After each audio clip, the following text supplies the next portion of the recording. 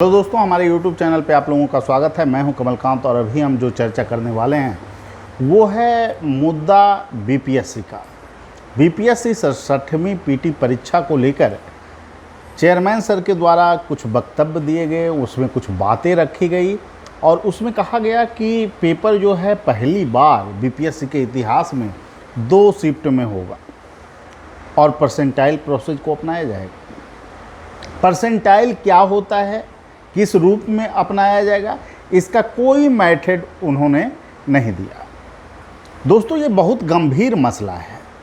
एक शिक्षक भी पहले छात्र हुआ करता है और उसकी भी अपनी ज़िंदगी होती है और वो छात्र जीवन को जिया हुआ होता है। बीपीएससी पहले नियमित नहीं थी।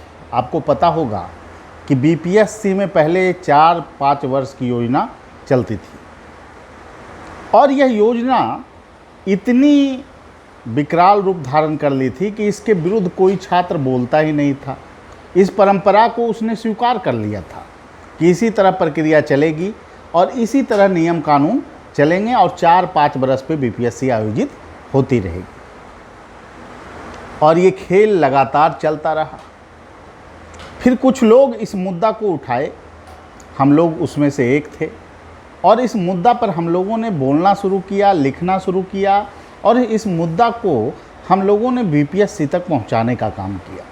बहुत सारे लेटर लिखे गए, बहुत सारे हम लोगों ने संवाद किया आयोग के साथ और उसका अंततः परिणाम ये हुआ। इसमें बहुत सारे लोगों का हाथ है। ये नहीं है मैं बोल रहा हूँ कि सिर्फ हमारे अलावे और भी बहुत सारे लोग हैं इसमें शामिल। जो है कि आपको समीर भाई भी इसमें शामिल थे, पटना में आंदोलन जब हुआ था, और बहुत सारे लोग। अभी सभी लोगों का नाम गिनाना संभव नहीं है, एक साथ सभी लोगों का नाम लिया जाए। और दिलीप भाई भी बहुत बार बहुत सारे चीज़ों पे सुधार की मांग करते रहे हैं। क्या इन मुद्दा पर सभी छात्रों को नहीं आगे आना चाहिए? आप किसी प्रक्रिया को अगर हर प्रक्रिया को जो आयोग के द्वारा कह दिया जाए उसको व्यवहारिक मान लीजिएगा तो आपके जीवन में बहुत सारी कठिनाइयाँ आ सकती है। आप समझ सकते हैं कि जिस समय बीपीएससी का विज्ञापन 2011 में आता था और वो विज्ञापन 11 में आने के बाद फिर पुनः विज्ञापन 2014 तक लोग इंतज़ार करते थे, क्या वही दिशा में बीपीएससी आगे बढ़ रही है? इस दिशा में हम लोगों ने बात रखा कि ये प्रक्रिया कब तक आखिर पीटी होगा और इस पर लगातार हम लोग वीडियो बना रहे थे।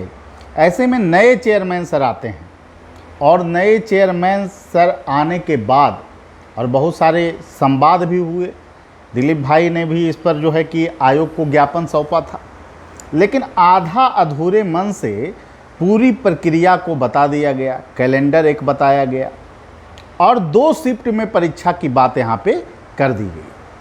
अब समझते हैं 2 शिफ्ट में एग्ज़ाम का परिणाम क्या हो सकता है, परसेंटाइल सिस्टम होता क्या है। इस सभी चीज़ों के बारे में बिना क्लियर फाई किए हुए आप लोग क्यों मान रहे हैं कि परीक्षा हो जाए और साफ़ सुथरा ढंग से परीक्षा होगा और अगर कुछ गलत हुआ तो आगे ये परंपरा जब विकसित हो जाएगी तो आपके पास विकल्प क्या बचेगा? आप खुद सोचिए, क्या विकल्प है आपके पास?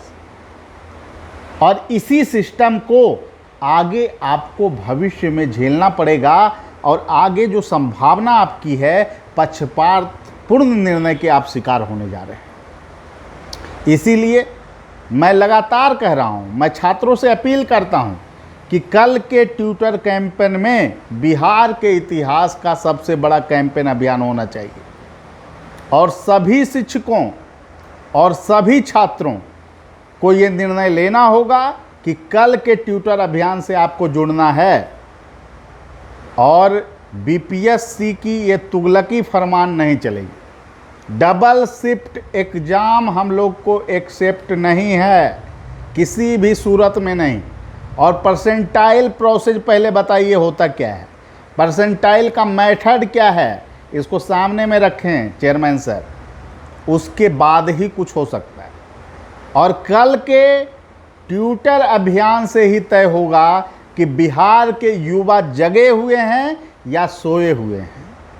सिर्फ वीडियो देख लेने से या फिर दोस्तों से बात करते रहने से काम नहीं चलेगा।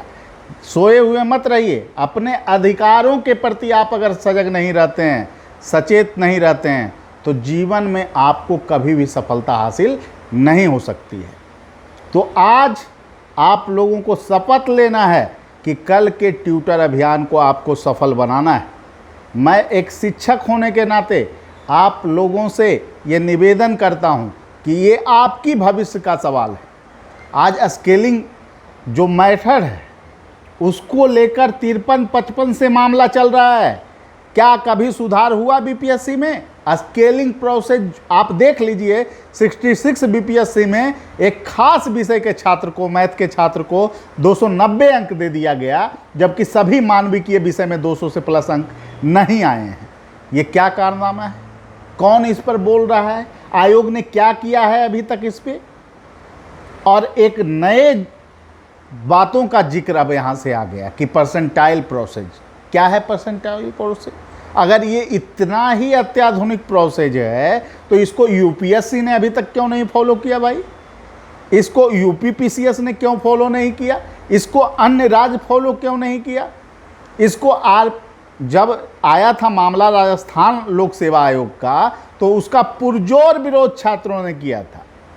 और ये एसएससी बैंकिंग की परीक्षा नहीं है कि बड़े पैमाने पे विज्ञापन आ रहे हैं रेलवे का और उसमें जो है कि आप पीटी उस ढंग से आप ले लिए।